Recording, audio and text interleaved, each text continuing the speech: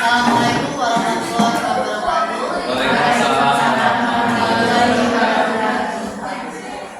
Puji syukur kita lakukan kehadiran Allah Subhanahu wa Ta'ala karena pada pagi hari ini kita dapat berkumpul di ruangan ini dalam acara diseminasi dari guru penggerak kita angkatan 10 yaitu Bapak Antonius Septriadi yang akan membawakan materi tentang 1.4 yaitu tentang budaya positif. Salawat serta salam tidak lupa kita sajukan kepada Nabi besar Muhammad SAW yang akan kita nantikan sapanya di umur yang nanti.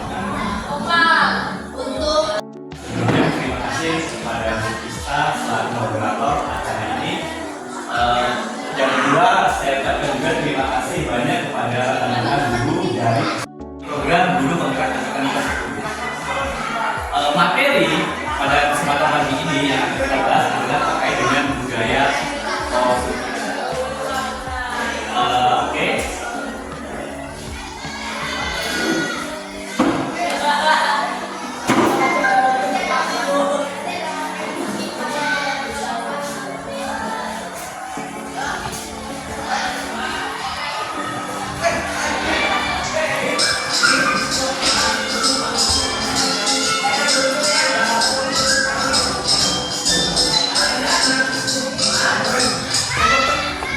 Sepertinya kalau saya perhatikan pesertanya ini masih agak kaku ya, masih agak kaku, masih belum tahu.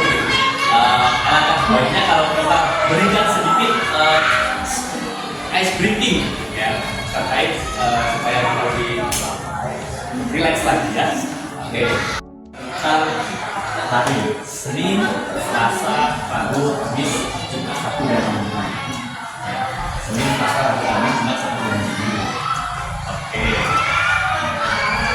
Move on kuncinya. Jika misalnya Pak Nopris hari Rabu membeli rambutan, belum musim. Apa membeli apa?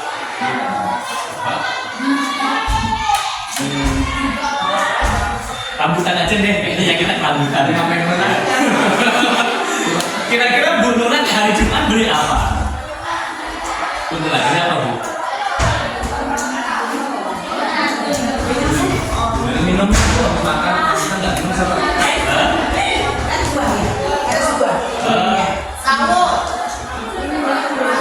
Sawo.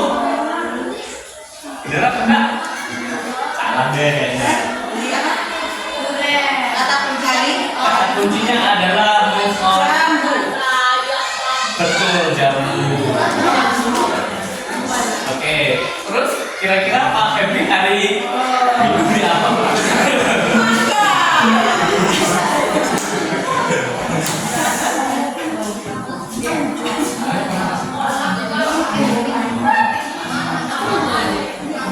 Mangga, nanti boleh.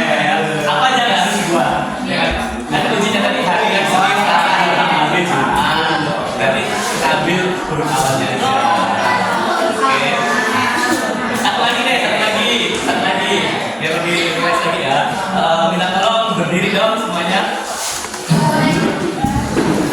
Mau menangkap jabat tangan ya. Oke, ya. Sebelah kanan saya atau sebelah kanan itu punya genap, angka genap, dan sebelah kiri angka ganjil, ya, angka genap, angka ganjil, ya, sebelah kiri angka ganjil, sebelah sana angka genap, oke ya. Jadi ketika saya menyebutkan atau perhitungan penjumlahan angka, kalau hasilnya genap harus menangkap yang ganjil. Kalau hasilnya itu ganjil, maka ganjil harus menangkap yang genap. Yang ini harus tidak. Oke. Kalau dia ada 3 ronde nih, ada 3 ronde ya. Jadi nanti yang kalah boleh boleh dicoret pipinya pakai lock gitu ya. Genap dan ganjil. Oke, akan saya mulai di babak pertama. 3 ditambah. Oh iya, siap-siap dulu dong. Kan belum siap. kali 3 ditambah 7.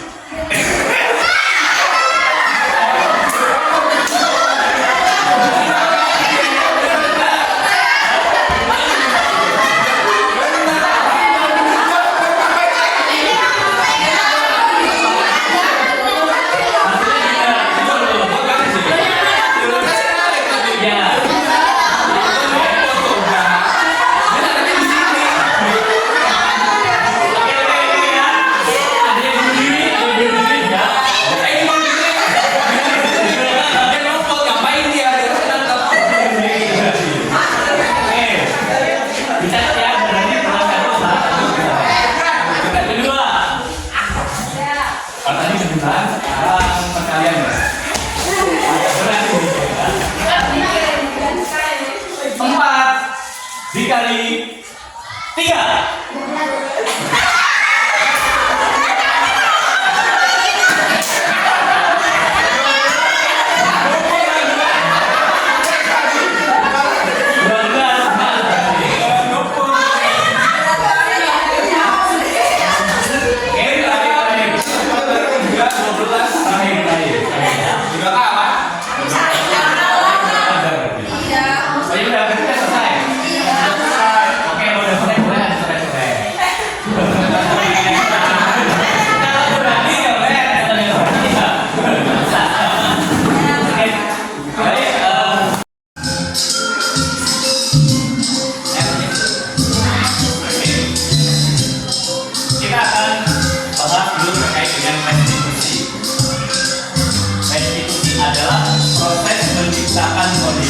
Bagi murid untuk memperbaiki kesalahan mereka sehingga mereka bisa kembali pada kelompok mereka dengan karakter yang lebih kuat.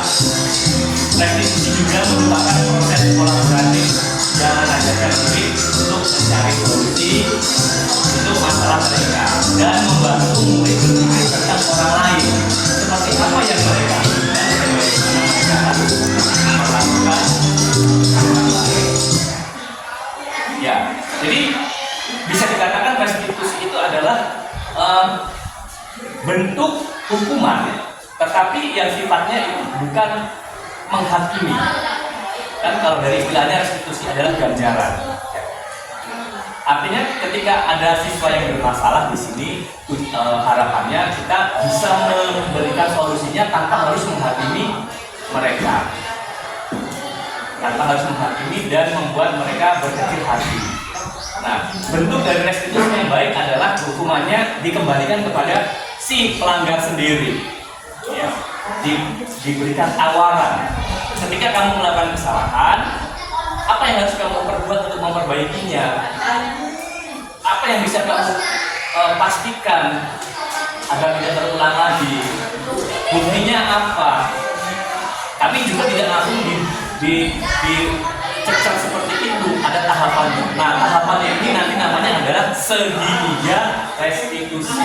Tahapan untuk mencapai restitusi itu kita mulai dari bentuk seperti segitiga itu. Tidak harus langsung. Kalau langsung sama saja dia langsung sama saja berarti menghakimi, menjudge. Nanti akan ada contohnya. Saya lanjut dulu.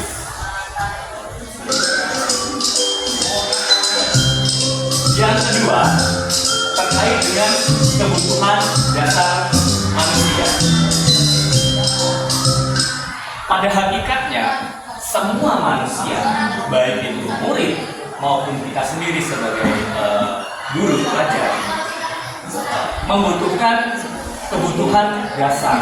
Di sini menurut dosen kalau tidak salah, bicarakan tentang proses pembelajaran di sekolah, berarti kita terapkan untuk murid kita. Murid pun, setiap individu dari mereka juga berusaha memenuhi kebutuhan dasar mereka masing-masing. Nah,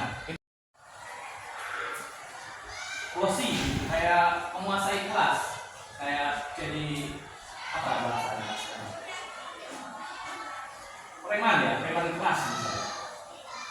Misalnya seperti itu. Kemungkinan ya, ada kebutuhan dasar yang dia tidak penuhi, yang tidak terpenuhi dalam dirinya, entah itu di rumah ataupun di luar itu sendiri. Ya, misalnya kalau di rumah, kemungkinan justru dia Misalnya bisa jadi dia oleh orang tuanya mengalami tekanan, ya, sering dimarahi, ya. Jadi dia tidak punya penguasaan terhadap dirinya sendiri, sehingga dia bisa menerapkannya kepada teman-temannya. Oke, atau misalkan ada yang cenderung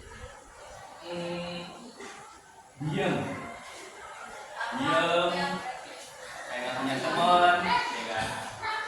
Merasa diciptakan, berarti ada yang tidak dipenuhi dari dirinya. Apakah itu terjadi karena dia merasa tidak diterima oleh kelas. Nah, itu idealnya sebagai guru kita itu harus memahami setiap individu mereka, gitu.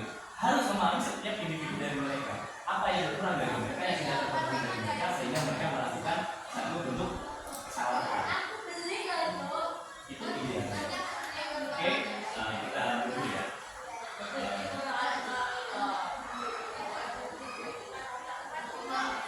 Yang ketiga adalah tentang 5 posisi kontrol.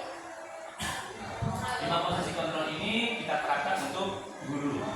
Kalau tadi kita sudah memahami tentang saya sendiri, seperti apa saya, guru seperti apa. Yang pertama, model atau posisi sebagai penghubung. Yang kedua, pembuat rasa bersalah. Yang ketiga, sebagai teman. Yang keempat, sebagai pemantau. Dan yang terakhir, sebagai manajer. Kalau dilihat dari urutannya, berarti yang terbaik adalah yang manajer. Kalau dilihat dari urutannya. Nah, supaya lebih jelas akan saya berikan contoh video terkait dengan 5 posisi kontrol.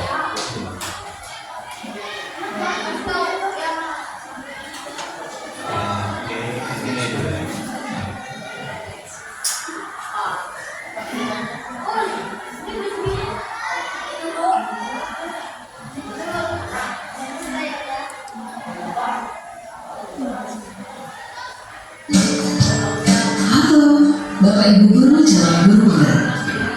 Video ini akan menampilkan 5 adegan interaksi guru dan murid. Silakan menonton dan merefleksikannya.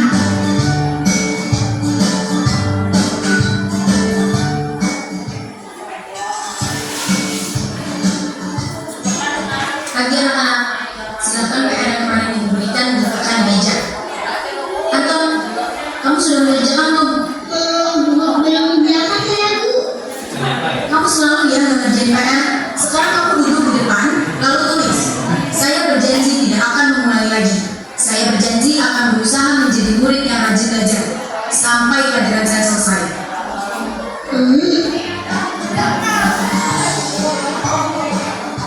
Bagi anak-anak, hari ini ada tugas. Ada yang belum mengerjakan? Anton, kamu sudah mengerjakan? Kamu nggak kerjain tugas. Kamu mau jadi apa nanti? Kamu lihat sekolah sih. Coba bayangkan orang tuamu betapa kecewanya sama kamu. Kamu itu sudah kelas 5. Harusnya bertanggung jawab sama dirimu sendiri.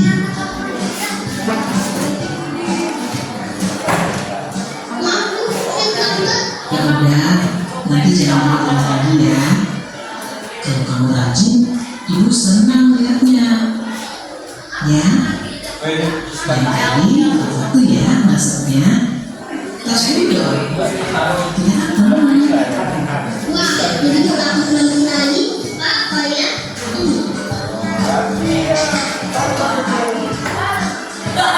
Kamu kok gak pakai baju olahraga? Oh iya, hampir sini. Kamu sudah 3 kali loh. Gak ikut olahraga bulan ini? Ya Pak, sudah 3 kali berarti saya dapat sanksi Pak.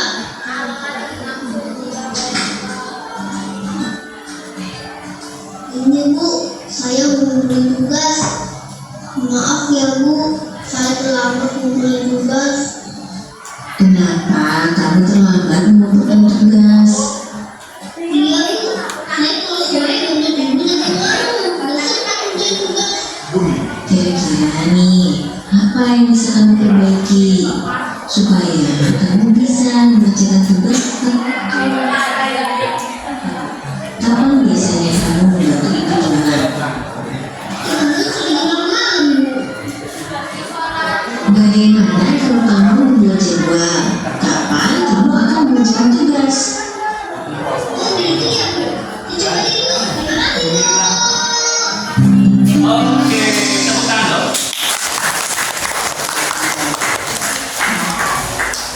kira-kira dari video yang saya tampilkan menggambarkan tentang apa?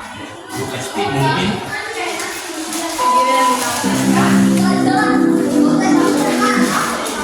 menggambarkan tentang kondisi atau kenyataan di lapangan yang terjadi, misalnya ketika seorang guru menghadapi iya betul. Jadi kan tadi kita bahas tentang 5 tipikal seorang guru atau posisi kontrol. Dan di video tadi dijelaskan contoh satu demi satu tentang bagaimana tipe-tipe guru dalam menghadapi permasalahan yang dilakukan oleh siswa. Mungkin butuh satu lagi. Ini ya Bu ya.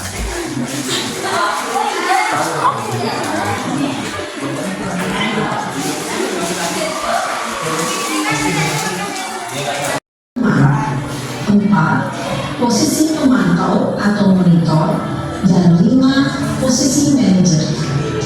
Untuk lebih memahami kelima posisi tersebut, mari kita saksikan kasus Naren yang terlambat hadir 20 menit di sekolah dan melihat bagaimana kelima posisi kontrol dalam menghadapi masalah tersebut.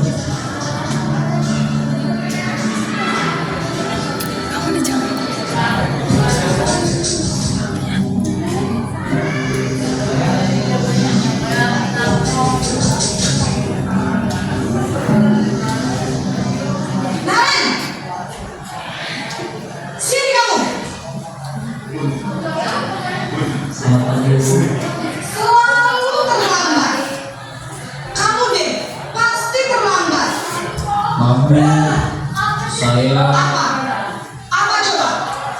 Alasan kamu apa lagi? Kapan sih kamu tidak terlambat? Malas sekali ya kamu jadi anak. saya Dasar pemalas. Gak kapok-kapok sih kamu. Sudah berapa kali terlambat? Sana, kamu keliling lapangan basket 2 kali. kenapa saya harus keliling lapangan basket Bu? Kenapa? Kamu melawan ibu. Berani-beraninya jawab. Sudah terlambat, masih berani jawab pula. Sekarang, keliling lapangan basket 5 kali sekalian. Biar kapok. Cepat. Pergi sana ke lapangan basket. Posisi penghukum biasanya berbicara dengan nada tinggi, menghardik, menunjuk-nunjuk, menyakiti, dan menyindir. Hukuman bisa berupa fisik maupun psikis. Ibu dan bapak guru hebat. Dampak yang terjadi pada murid ketika guru berada pada posisi penghukum adalah murid cenderung akan memberontak, bahkan menyimpan dendam.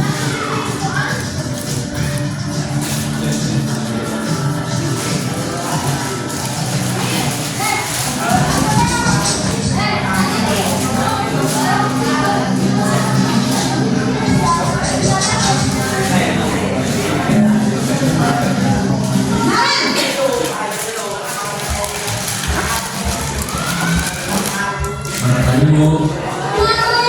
Naren, kamu kenapa terlambat lagi, nak? Ya Tuhan, Naren. Kamu senang ya bikin ibu susah ya? Kalau kamu terlambat lagi, nanti ibu yang ditegur bapak kepala sekolah, nak.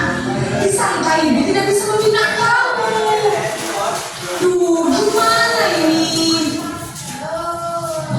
Maaf Bu, Duh, Gusti Naren, kamu suka ya kalau ibu tegur bapak kepala sekolah? Terus, sekarang ibu harus tulis apa yang ibu absen? Ini kamu sudah sering terlambat loh. Ibu harus apa coba? maaf Bu, maaf sekali. Ya sudah, lain kali jangan bikin ibu saya lagi ya nak ya.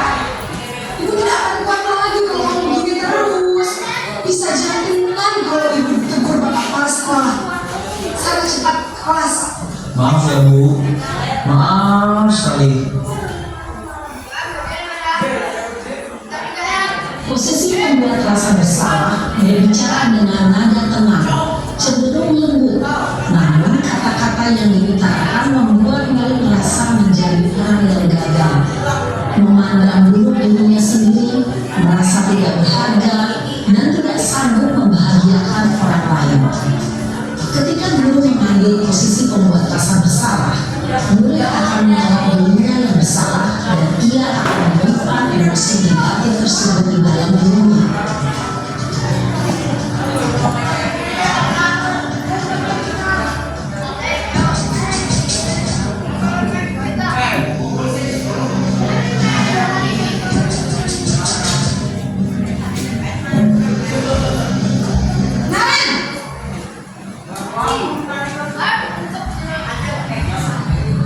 Selamat pagi Bu. Wah, sudah jam berapa ini nak? Terlambat lagi ya sayang. Iya Bu, habis ibu saya membangunkan saya Bu. Kamu malah menyalahkan ibu kamu. Kamu bukannya anak yang paling kencang. Kok terlambat sih? Iya Bu, saya memang terlambat bangun tadi. Jadi biarpun saya lari kencang, tetap jangan senja Bu. Ya sudah sana, nanti lain kali larinya lebih kencang lagi ya. Biar gak terlambat lagi. Bikin senang ibu demi ibu. Bisa kan? Bisa lah Bu. Ya sudah sana masuk kelas. Ibu beresin urusan absen kami. Kamu ini ada sengaja. Dalam posisi tenang, guru berbicara dengan nada suara ramah, akrab, cenderung bersenda gurau untuk menjaga suasana tetap santai. Murid akan merasa senang, aman, dan akrab dengan guru. Identitas yang tercipta adalah identitas sukses atau berhasil. Namun, perlu diingat, karena ini masih dorongan eksternal, maka ada faktor ketergantungan dari murid kepada orang tertentu. Di sini guru absennya, sehingga di lain waktu murid bisa berperilaku baik, namun hanya kepada orang-orang tertentu saja.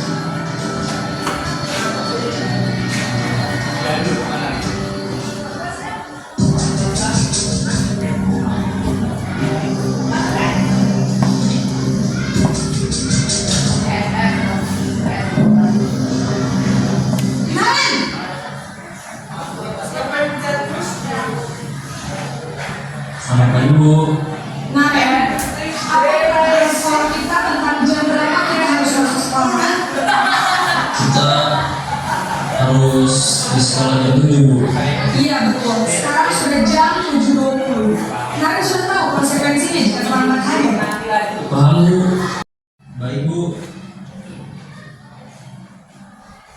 Posisi pemantau mengandalkan penghitungan atau data untuk mengontrol murid. Guru mengarahkan murid berdasarkan peraturan dan konsekuensi. Seorang pemantau menunjukkan bahasa tubuh dan ekspresi wajah yang datar dan cenderung formal.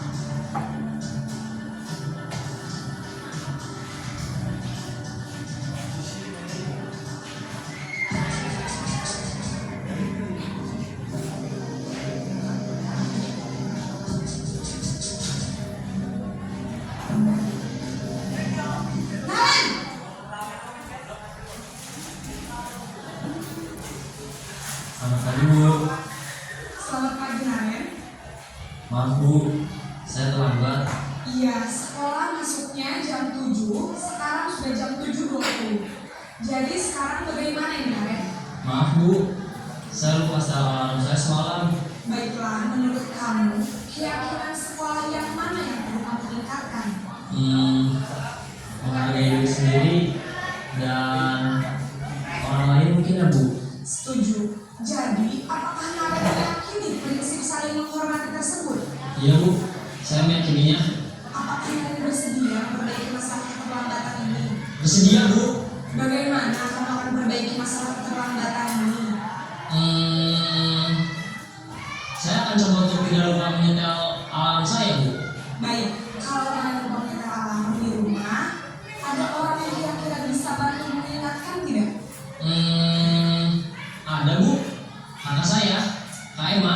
Ada lagi selain Kak Emma? Selain Kak Emma, ada ibu saya. Baik, jadi yang kasih untuk kerjasama kamu, sekarang kamu perlu kembali ke kelas untuk belajar. Posesif. Oke. Lihat, kira-kira dari bapak ibu ini ada yang bisa berkomentar atau memberikan tanggapan? Silakan.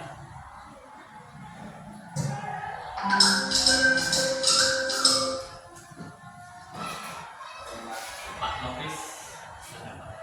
Dari video yang saya lihat tadi dari 5 role tadi, ya 5 mungkin bisa bilang karakter dulu ya, 5 karakter dulu tadi. Siswa yang di seorang pemhukum bisa menjadi manajer, bisa menjadi teman terhadap siswanya karena siswanya pun karakternya berbeda-beda. Dari situ mungkin yang jadi pertanyaan saya dalam benak saya selama ini, bisa nggak sih kalau siswa itu karakternya begitu semua? Oke. Gitu. Mungkin itu juga yang sulit ya, dan tantangan untuk kita. Nah yang saya lihat sih itu dari video tersebut ya, si gurunya memiliki karakter berbeda-beda, ada 5 kontrol tadi siswanya, tapi siswanya satu karakter. Baik. Ada yang ingin menanggapi dari Pak? Sebenarnya idealnya seorang guru itu ada di posisi kontrol sebagai seorang manajer. Jadi ketika si murid ini melakukan suatu kesalahan, tidak melulu guru ini langsung menjas, langsung memberikan hukuman. Tapi kita terapkan dulu tadi yang seperti katakan Kak Ator, yaitu segitiga restitusi. Jadi kita tanya dulu masalah apa yang dialami, kemudian kita kembalikan kepada si anak, bagaimana anak ini untuk memperbaiki kesalahan yang sudah dia lakukan sendiri. Jadi solusi ini dari si anak, bukan dari si guru. Melatih murid juga untuk berpikir kritis. Kemudian untuk yang kata Pak Nofris, anaknya ini penurut, untuk posisi kontrol dulu yang sebagai penghukum, itu sebenarnya anak itu akan takut hanya ketika ada si penghukum. Tapi ketika tidak ada si penghukum, tidak ada guru yang menghukum ini, dia pasti akan balik seperti aslinya. Jadi bagaimana cara kita untuk membudayakan budaya positif tadi itu, bagaimana posisi seorang guru bisa menjadi seorang penghukum. Terima kasih Bu Kista, tepuk tangan. Ada lagi satu lagi mungkin untuk menanggapi sebelum saya berusaha untuk memberikan tanggapan juga. Bu Esti. Mungkin sedikit bertanya sekaligus menanggapi apa yang disampaikan Pak Nofris dan Bu Kista itu seperti yang terjadi di lingkungan saat ini Pak. Tetapi yang saya tangkap dari 5 level tadi di manajerial itu kesulitannya, contohnya tadi siswa terlambat. Kalau siswa yang terlambat itu hanya 1-2 mungkin dulu mudah ya untuk menghadapi. Tetapi kalau yang terjadi misalnya sekitar 5 atau 6, bagaimana kita menyelesaikan kasus siswa terlambat 5-6 dengan metode seperti itu. Jadi guru bisa habis waktunya hanya menyelesaikan masalah tersebut, sedangkan guru itu punya tugas-tugas lain. Jadi itu saja. Tidak hanya teknis ya. Oke, terima kasih Bu Esti, tepuk tangan juga. Oke, luar biasa sekali dari Pak Nofris, Kista, Bu Esti. Artinya di sini apa yang saya sampaikan sedikit banyak sudah diterima informasinya dan ilmunya. Akan saya coba untuk menanggapi dari pertanyaan Pak Nofris. Ketika siswa yang ada di video itu cenderung karakternya penurut, maka posisi kontrol yang ditampilkan itu bisa berjalan. Terus bagaimana dengan berbagai macam karakter siswa yang berbeda-beda? Oke, sebelumnya kan tadi sudah saya tampilkan tentang 5 kebutuhan dasar manusia. Jadi tugas guru itu berat, rekan-rekan sekalian. Jadi kayak kita itu menyelami sedalam-dalamnya tentang psikologi seseorang, gitu kan. Sementara kadang kita sendiri butuh dipahami ya, Itu healing ya kita. iya. Tapi kita harus memahami orang lain, dan itu bukan hanya 1-2, tetapi banyak yang harus kita pahami satu persatu.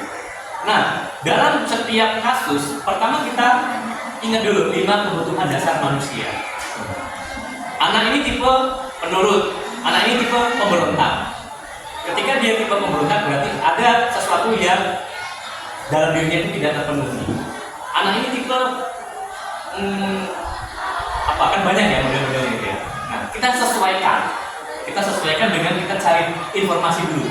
Nah, kalau dalam istilah segitiga restitusi ini, tahapan awalnya adalah kita stabilkan identitas. Kemudian ada segitiga restitusi. Pertama, menstabilkan identitas. Kemudian yang kedua, validasi tindakan yang salah. Dan terakhir, menanyakan keyakinan.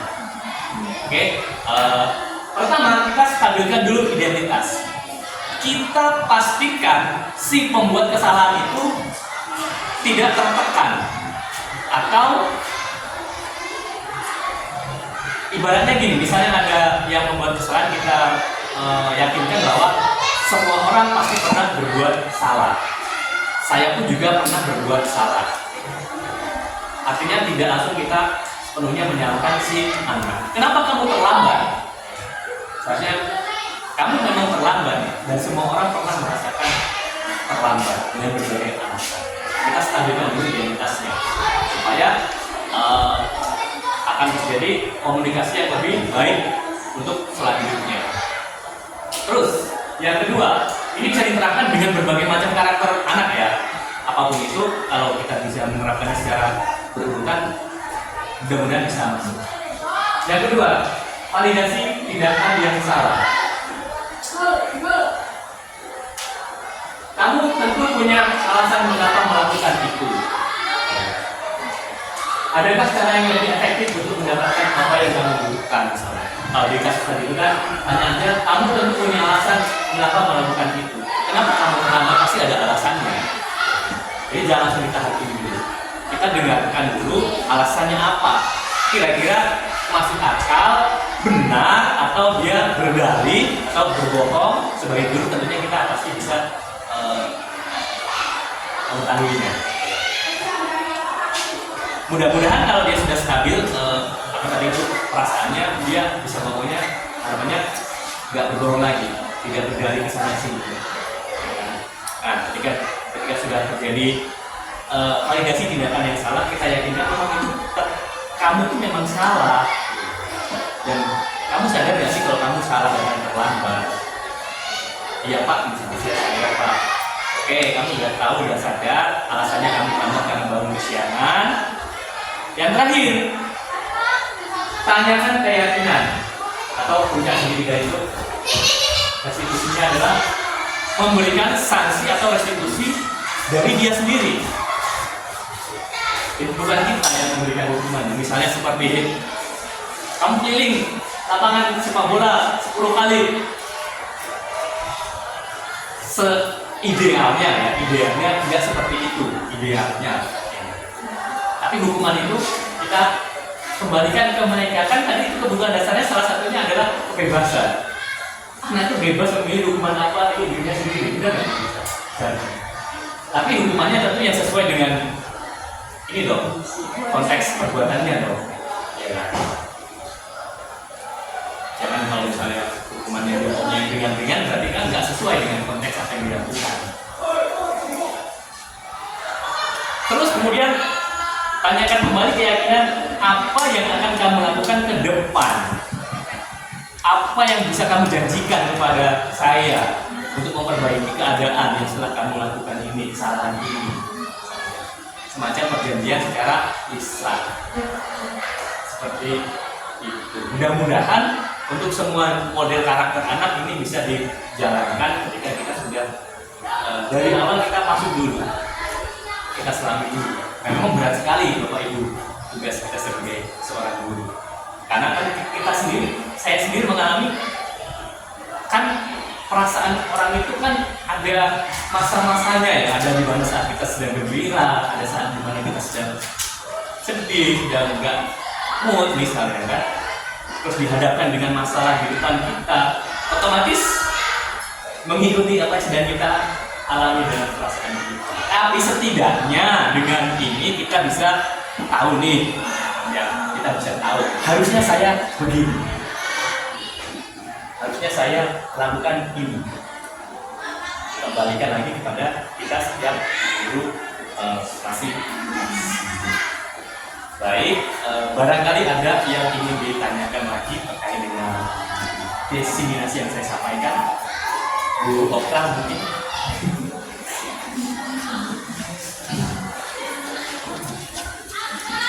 Sekaligus memperkenalkan diri, ini di sekolah kita SMP Negeri 1 Sekampung sudah ada 2 guru penggerak sebelumnya. Yang pertama senior saya Bu Ista, guru penggerak angkatan ke-6, dan kemudian Bu Okta juga guru penggerak angkatan ke-9. Ya, mereka semua sudah tersertifikasi sebagai guru penggerak, dan mudah-mudahan saya ke depan akan menjadi guru penggerak angkatan ke-10. Demikian diseminasi dari saya. Sekiranya ada kalimat yang kurang berkenan ataupun hal-hal yang tidak baik, saya mohon maaf. Saya kembalikan kepada Terima kasih. Sebelumnya kita beri hapus yang sangat meriah untuk pemaparan.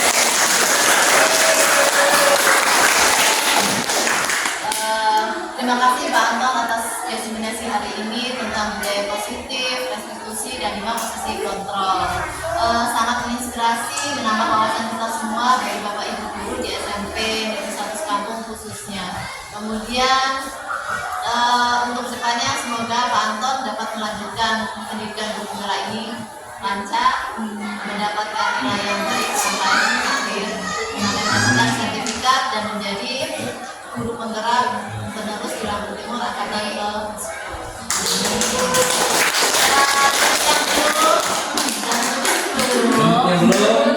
Siapa yang tidak segera tolong daftar.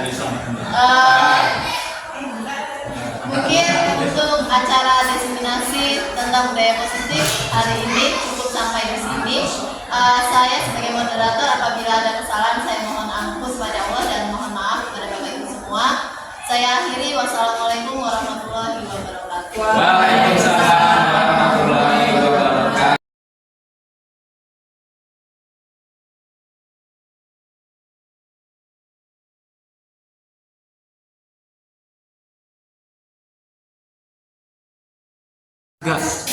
Assalamualaikum warahmatullahi wabarakatuh. Waalaikumsalam warahmatullahi wabarakatuh. Salam sejahtera, semangat, tapi pun. Iya pun. Pada kesempatan ini kami akan menampilkan senam pelajar Pancasila. Senam pelajar Pancasila merupakan salah satu bentuk dari aksi nyata kreativitas anak-anak. Ini juga merupakan bentuk dari kolaborasi, peran, dan nilai guru penggerak untuk menggerakkan dan memajukan sekolah, khususnya terkait dengan keberpihakan kepada murid. Selamat menyaksikan.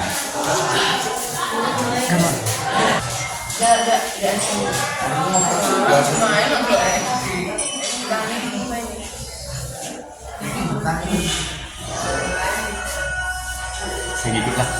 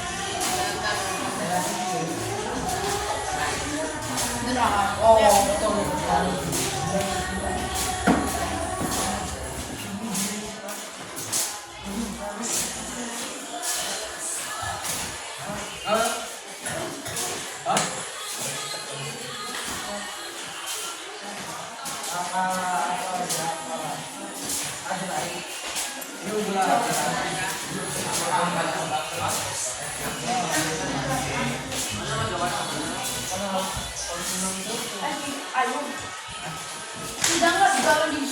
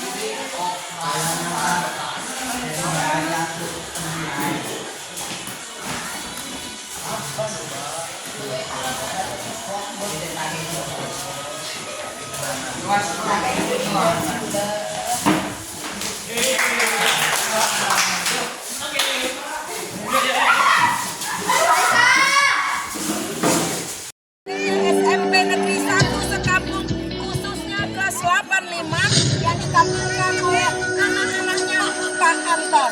Mantap.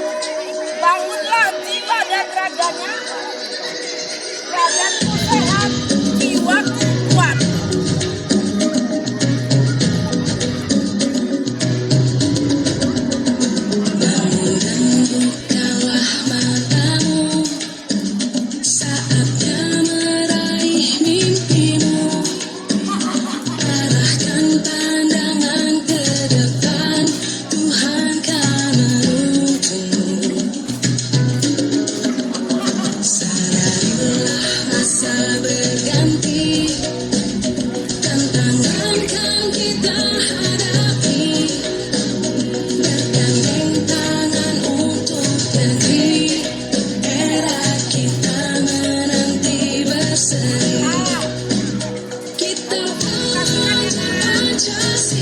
Bangunlah jiwa dan raganya.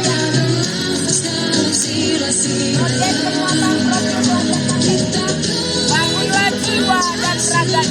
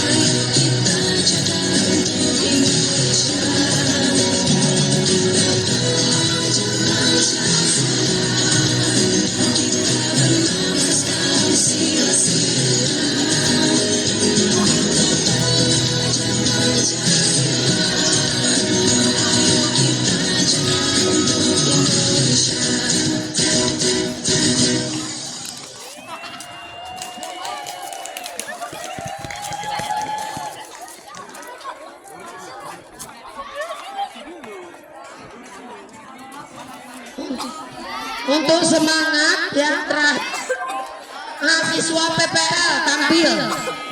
Hari Kreasi 85 yang dipimpin oleh Pak Anton Antoni, kita saksikan ya.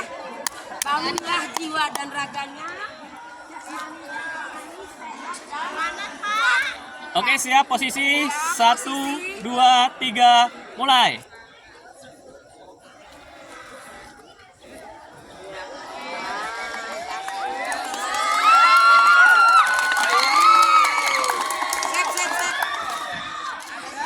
Ya.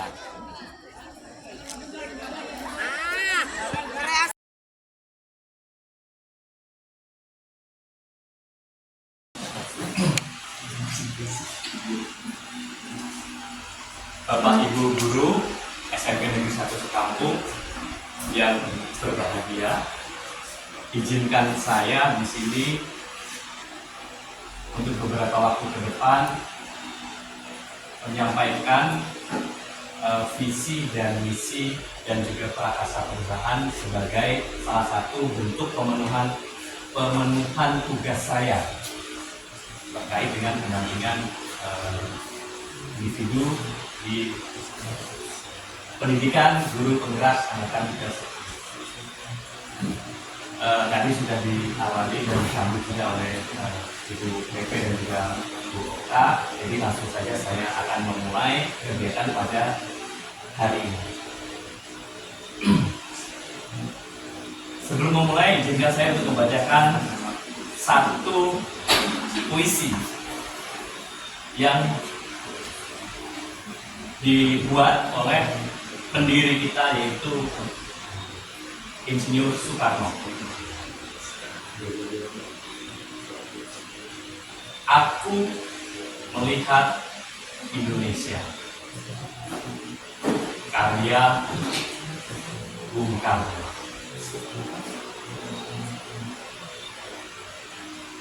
Jikalau aku berdiri di pantai Ngeliat, aku mendengar lautan Hindia bergelora. Membanting di pantai Ngeliat itu, aku mendengar lagu Sajak Indonesia. Jikalau aku melihat sawah-sawah yang menguning menghijau, aku tidak melihat lagi batang-batang padi yang menguning menghijau. Aku melihat Indonesia. Jikalau aku melihat gunung-gunung, Gunung Merapi, Gunung Semeru, Gunung Merbabu, Gunung Tangkuban Perahu, Gunung Kelebet, dan gunung-gunung yang lain, aku tidak melihat gunung itu. Aku melihat Indonesia. Jikalau aku mendengarkan lagu-lagu yang merdu dari Batak, bukan lagi lagu Batak yang aku dengarkan. Aku mendengarkan Indonesia. Jikalau aku mendengarkan Pangkur Palaran, bukan lagi Pangkur Palaran yang kudengarkan, aku mendengar Indonesia. Jikalau aku mendengar lagu Olesio dari Maluku, bukan lagi aku mendengarkan lagu Olesio, aku mendengar Indonesia. Jikalau aku mendengar burung perkutut menyanyi di pohon di angin yang sepoi-sepoi, aku bukan lagi mendengarkan suara perkutut, aku mendengarkan Indonesia. Jikalau aku menghirup udara ini, aku tidak lagi menghirup udara, aku menghirup Indonesia. Jikalau aku melihat wajah anak-anak di desa dengan mata yang bersinar-sinar, Pak, merdeka! Pak, merdeka! Pak, merdeka! Aku bukan lagi melihat mata manusia.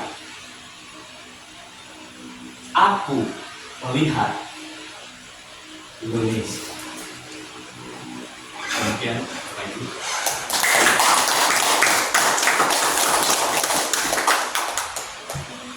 Mohon maaf karena saya bukan penyanyi, jadi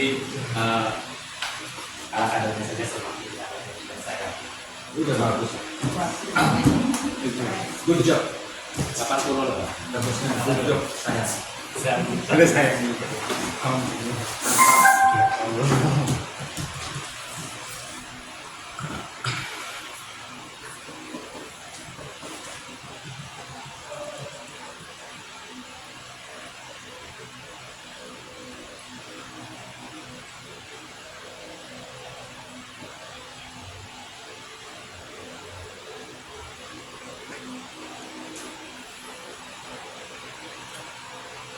Ya, jadi pada pagi hari ini saya akan bersamai atau mengajak Bapak Ibu Guru SMP Negeri 1 Kampung untuk berdiskusi terkait visi dan misi sekolah sekaligus prakarsa perubahan positif yang sekiranya bisa kita gali dan kita kedepannya ciptakan untuk memajukan sekolah kita tercinta ini, yaitu SMP Negeri 1 Sekampung.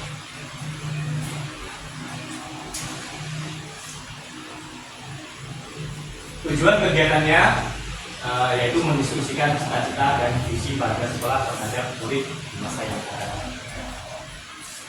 Baik, Bapak Ibu, dari paparan atau pembacaan puisi yang tadi coba saya bacakan, yang berjudul Aku Melihat Indonesia karya Bung Karno.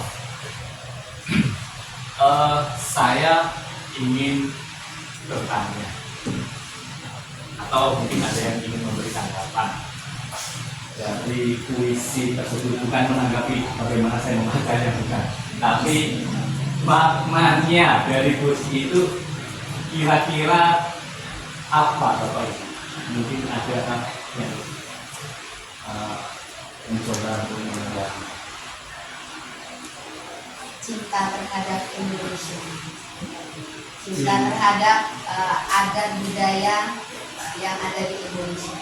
Cinta terhadap adat budaya yang ada di Indonesia. Dari berbagai keragaman yang ada di Indonesia, ternyata itu bisa disatukan dalam hati Bung Karno dan mungkin juga oleh seluruh bangsa Indonesia, bahwa Indonesia itu satu, tidak ada perbedaan-perbedaan. Dia memandangnya satu kesatuan, bahwa yang ada di Indonesia itu walaupun berbeda tetap satu. Luar biasa, Bu Ista, ini ingin mengerti Pak Yusef. Oke, cukup luar biasa ya tadi ya, menanggapi dari isi puisi. Nah, saya lanjutkan. Kalau tadi dari isi, adakah yang ingin menanggapi tujuan dari Bung Karno menulis puisi ini? Nggak tahu karena bukan zamannya, karena bukan. Mungkin ada yang bisa menafsirkan tujuannya apa Bung Karno menulis puisi ini? Boleh saya tafsirkan? Boleh Pak, oke silakan Pak. Kita masuk ke Di sini Pak, pakai ini Pak. boleh. Kita agak sini.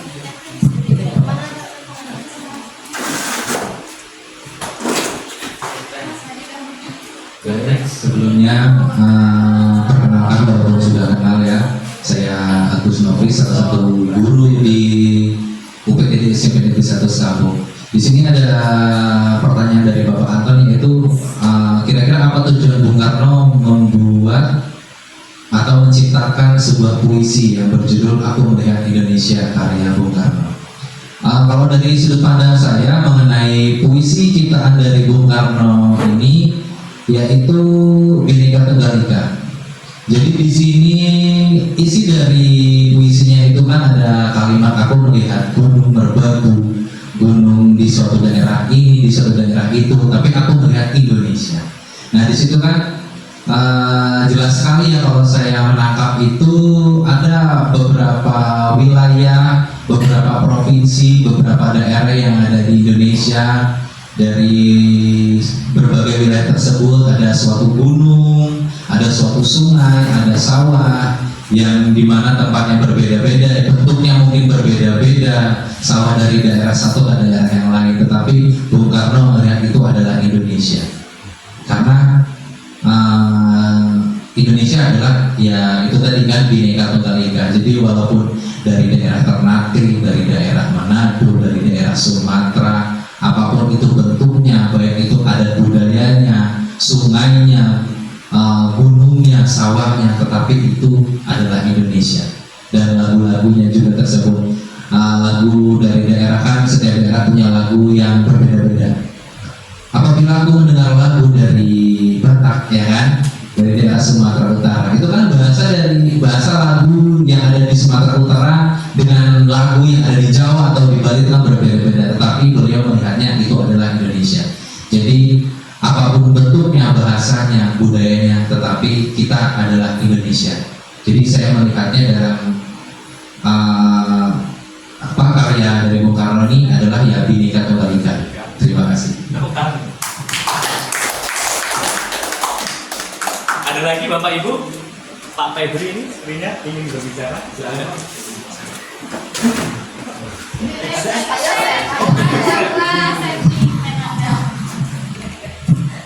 Sebelumnya terima kasih atas kesempatan yang diberikan oleh Bapak Anton.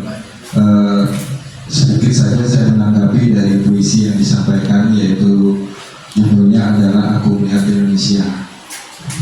Kalau saya dari sudut pandang saya bahwa Bung Karno ini ingin menunjukkan ke dunia betapa hebatnya Indonesia, betapa kayanya Indonesia dengan sumber daya manusianya, sumber daya alamnya gitu. Jadi Indonesia sangat hebat untuk diakui oleh dunia. Terima kasih Pak.